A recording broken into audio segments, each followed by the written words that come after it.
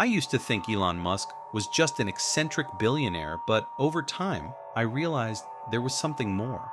Much, much more. I'm a retrieval specialist at SpaceX. At least, that's what it says on paper. In reality, my job is to collect the passengers once Elon's rockets return to Earth. But those passengers, they're not people. They're not even from this planet. It started like any other job. I was thrilled at the chance to work for SpaceX, part of the team pushing humanity toward the stars, but soon, the odd details started piling up. I'd been briefed on protocols for special packages that needed extraction after each launch. My boss would tell me that the packages were sensitive materials that couldn't risk exposure to the public. But I'm not an idiot. I could tell there was more going on. On my first retrieval, everything felt off. The booster had touched down near our remote facility in South Texas, not far from the Mexican border. I was supposed to be alone, just me and the crew chief who'd escorted me in a blacked-out SUV. As I approached the booster, I heard a strange sound from inside, almost like a low, guttural growl. My pulse spiked. I tried to convince myself it was machinery or the rocket cooling down. I was wrong. The hatch opened, and out came something. It was tall, like a human, but that's where the resemblance ended. Its skin shimmered in the moonlight, a pale, almost metallic sheen that looked wet, though it wasn't. Its eyes were huge and dark, entirely black, and they didn't blink. Its face stretched in ways that shouldn't be possible, too elongated, like someone had tugged the skin down toward its chest. The creature stepped toward me, and I stumbled back, my training temporarily forgotten. The thing was watching me, studying me with those pitch-black eyes. I got the feeling it was reading me somehow, understanding everything about me without a single word exchanged. And then, in my earpiece, the command came through. Secure the passenger, Retrieval Specialist. With shaking hands, I pulled out a device that looked like a handheld scanner, but it was much more than that. Elon had briefed me that it was crucial for controlling the passengers. He called it the nullifier. One quick scan and the creature halted, as though I'd put it on pause.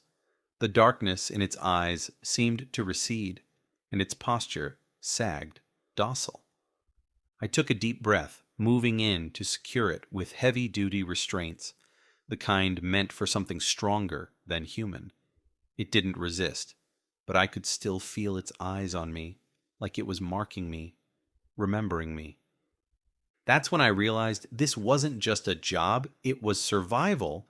After strapping it down, I loaded it into the SUV.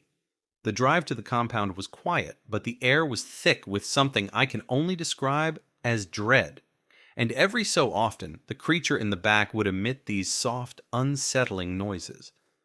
During the drive, the crew chief warned me to keep all animals away from the compound. "They don't mean to do it," he said, his voice barely above a whisper. "But the creatures, they get hungry. They like the local wildlife, dogs, cats, anything small enough to catch." I tried to laugh it off, but he just stared at me, dead serious. "They won't hurt us as long as they get what they need." The compound itself is hidden in a dense patch of land deep in South Texas, completely off the grid.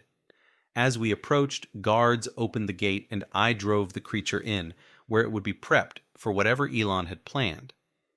It's funny, people always wonder why Elon Musk looks the way he does, acts the way he does. I used to think he was just a quirky genius, but now I know the truth. The creatures, the aliens, they look up to him like he's one of them.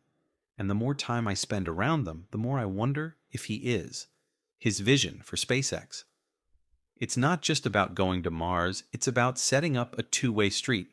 Earth is the destination, and the aliens have been coming here for a long, long time. I don't know how many more I'll bring in, but every retrieval brings me closer to them, and every time I can't shake the feeling that Elon is watching, waiting for the day I'm ready for something more. The more time I spent around those things, the more I felt different. Not physically exactly, but after a while, I stopped being afraid. And that terrified me. Elon always had that look in his eye, like he was operating on some level the rest of us couldn't understand, like he knew something we didn't.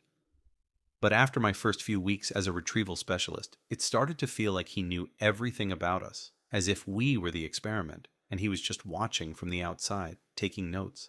I still remember the night he called me into his office. Normally, I'd just get orders through the earpiece, a quick debriefing over the intercom. But this was different.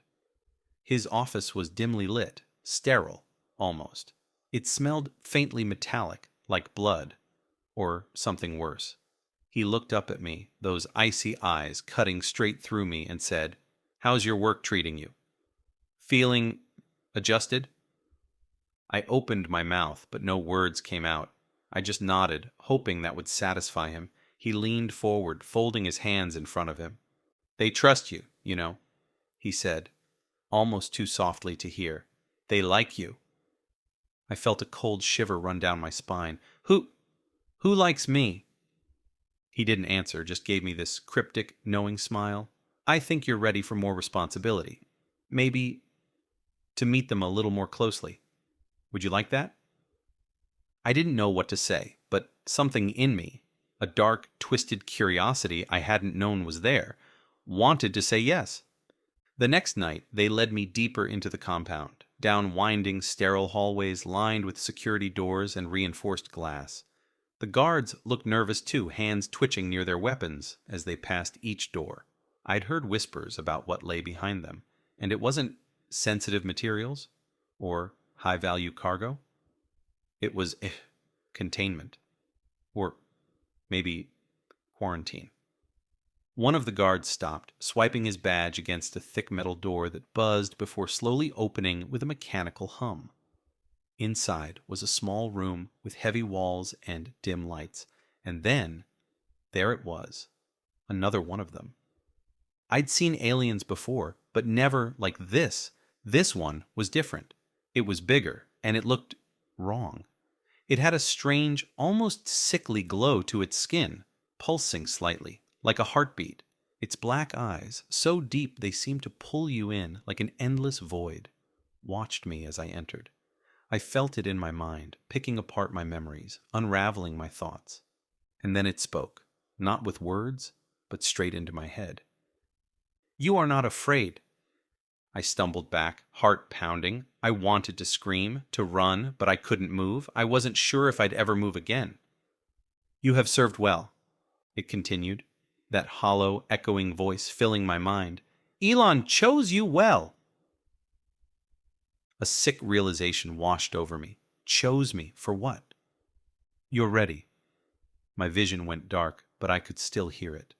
The alien's voice seeped into every corner of my mind, warping my thoughts, twisting them until I couldn't tell which ones were mine.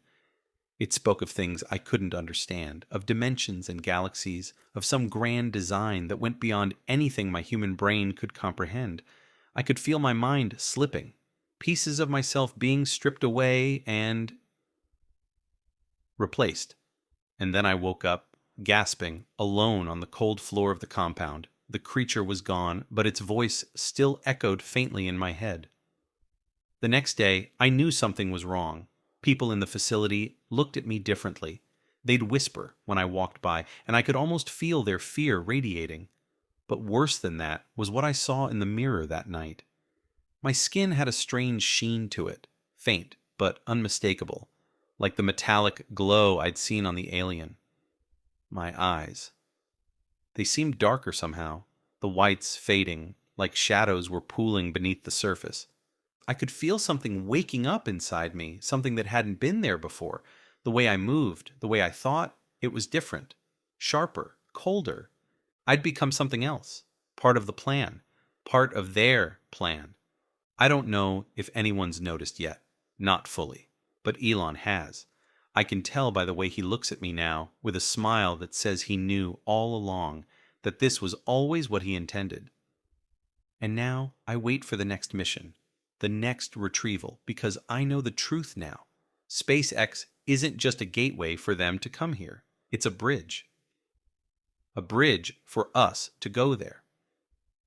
To become part of something larger, something vast and incomprehensible. When the time comes, I'll answer their call. Because I'm not human anymore. Not really. I'm one of them.